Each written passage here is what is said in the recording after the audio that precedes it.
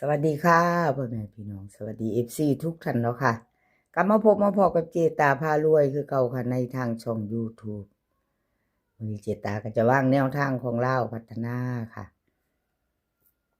เห็นอยู่นี่ประวัติของเลขล็อกโฟกัสกับอสมใจค่ะวันที่2ที่ผ่านมาเพิ่นเข้าไปทั้งสองเซียนเนาะพี่น้องเข้าไป85บน58ของอสมใจเอาเป็นจังใด FC มีไผได้ไผตามบ่ค่ะมีไผตามล็อกโฟกัสบ่โฟกัสกับอสมใจเพิ่นมานํกันเนาะค่ะพี่น้องมาด้วยกันเข้าไป85ของโฟกัสตัวนี้ตัวเจาะเนาะของอสมใจนี่เป็นตัวกลับค่ะลาวออก85ของเพิ่น58แต่เป็นตัวนินตัวเจาะคือกันเป็นตัววงกลมเหมือนกันเนาะค่ะตัววงกลมเหมือนกันตัวนินตัวเจาะของเพิ่นที่เข้าไปเอามาเบิ่งมาตามของล็อกโฟกัสก่อนเนาะค่ะสมใจไปก่อนค่อยมาตามแนวทางใหม่ของเลขล็อกโฟกัสวันนี้ก่อนเนาะค่ะมาเบิ่งประวัติของล็อกโฟกัสก่อนค่ะเจตาให้เบิ่ง2 งวดของเพิ่นบ่ทันหลุดวิ่งหลุดเนาะค่ะวันที่30ที่ผ่านมาบ่ทันหลุด85ตัวเน้นตัวเจาะเนาะค่ะของเลขล็อกโฟกัส085บน70ล่างของเพิ่นเข้าไป85ตรงๆเต็มๆเนาะตัวเน้นตัวเจาะพร้อมอย่างบ่ได้กลับพี่น้องแบบบ่ต้องได้กลับของเลขล็อกโฟกัสใครจะตามต่อก็แคปหน้าจอแนวทางของล็อกโฟกัสนี่เป็นเว้นอยู่นะพี่น้องเท่าละ2 งวดหนึ่งล็อกโฟกัสบ่ค่อยติดเนาะค่ะตามสถิติของเพิ่นประวัติของเพิ่นเนาะ2 งวดที่เจตายเบิ่งนี่ก็วิ่งรูดยังบ่หลุดที่ผ่านๆมาของเพิ่นก็จะมีวินเข้าแต่วิ่งรูดเนาะค่ะแนวทางของล็อกโฟกัสผู้ใดชอบแนวทางของเพิ่นไผจะติดตามก็เตรียมแคปหน้าจอไว้ค่ะพี่น้องแคปหน้าจอแล้วก็เอาไว้ไปเบิ่งพิจารณาเอาเนาะเบิ่งประวัติของเพิ่นไผจะตามถ้าจะตามบ่ตามก็ผ่านไปเนาะค่ะถ้าจะเอาไปพิจารณาซ่อมเบิ่งซ่อมของล็อกโฟกัสก่อนนะว่าซั่นก็แคปหน้าจอค่ะแคปไว้แล้วก็เอาไว้ไปเบิ่งไปต่อรุ่นต่อว่าจะเป็นจังไดเนาะชอบก็จัดขัดก็ผ่านค่ะวันที่4เลขล็อกโฟกัสมาแล้วค่ะวันที่4เราพัฒนาวิ่งรูดเพิ่นให้มาค่ะ9กับ2 9กับ2ตัวค่ะ4หาง21 20 97 98ค่ะเปิ้น99กับ22 3ตัวค่ะ3ตัว3หาง920 998 921วิ่งรูดค่ะ919เน้น9ตัวเดียวค่ะวงกลมให้9ตัวเดียวร่อง2เด่น9ตัวเดียว2ตัวค่ะ20กับ98วงกลมให้2หางเนาะค่ะ3ตัวเน้น2หาง920 998ค่ะแคปหน้าจอเด้อค่ะใครจะไปต่อกับเลขล็อกโฟกัสของเพิ่นก็ถือบ่เดินอยู่ค่ะก็มีหลุดก็บ่ห่างโดนเด้อค่ะแนวทางของล็อกโฟกัสหลุดไปก็บ่โดนบ่เข้า2ตัววิ่งหลุดของเพิ่นก็มาอยู่ค่ะ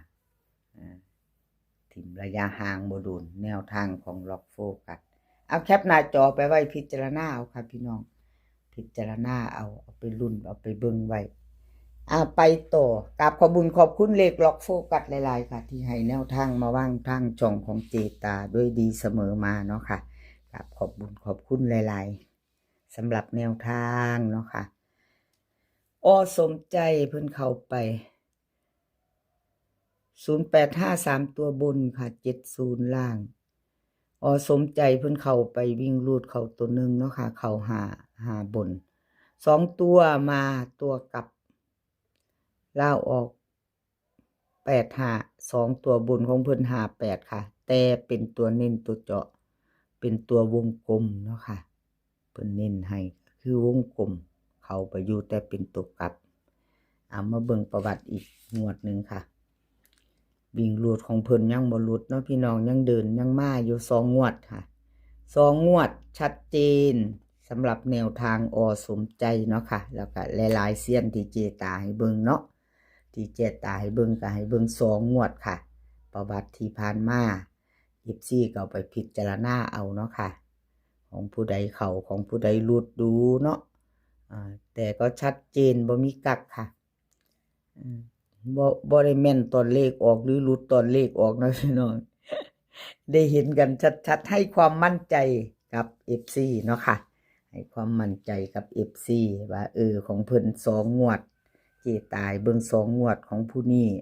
เข้าแล้วก็หลุด2ตัวมาวิ่งหลุดบ่มาเอาก็เบิ่งเอาพิจารณาให้ความมั่นใจชัดเจนกับ FC สมใจค่ะลาวพัฒนาวิ่งหลุดเพิ่นให้มา6กับ3ค่ะ2ตัว4 หาง61 62 38 39ค่ะเบิ้ล66กับ33 3ตัว3 หาง361 638ค่ะ362วิ่งรูดค่ะ6กับ3วงกลมให้เท่ากันเด่นทอกันค่ะ6กับ3สมใจ2ตัวค่ะ2ตัวเพิ่นเน้น61กับ38 3ตัวเน้นหางเดียวค่ะ638สมใจไผจะต่อกับเพิ่นก็เตรียมแคปหน้าจอไว้ค่ะ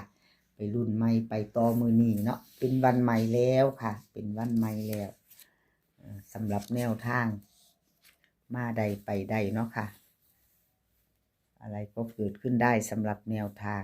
เลขทุกตัวเอามาวางเพื่อเป็นแนวทางโปรดใช้วิจารณญาณในการรับชมเป็นอย่างสูงค่ะรับชมรับฟังเป็นเพียงแนวทางเนาะค่ะถ้าชอบก็จัดขัดก็ผ่านไป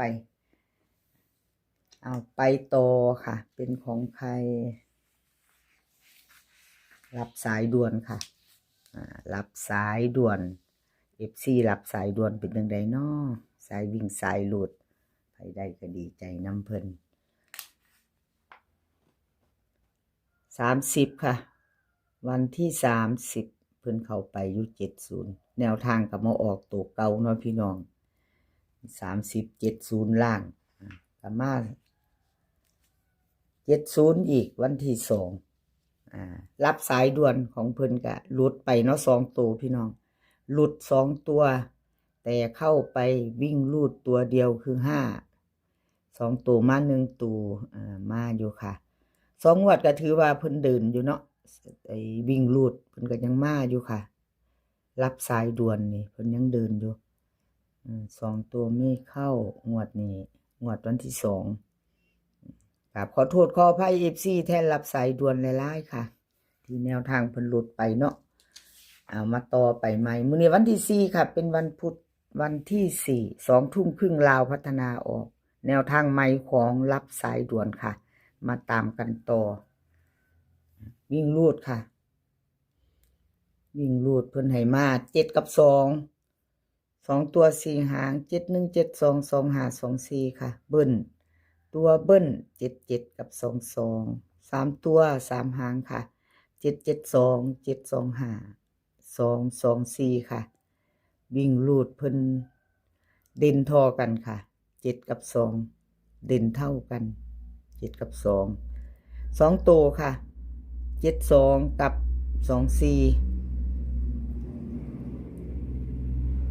3ตัวเน้น224ค่ะ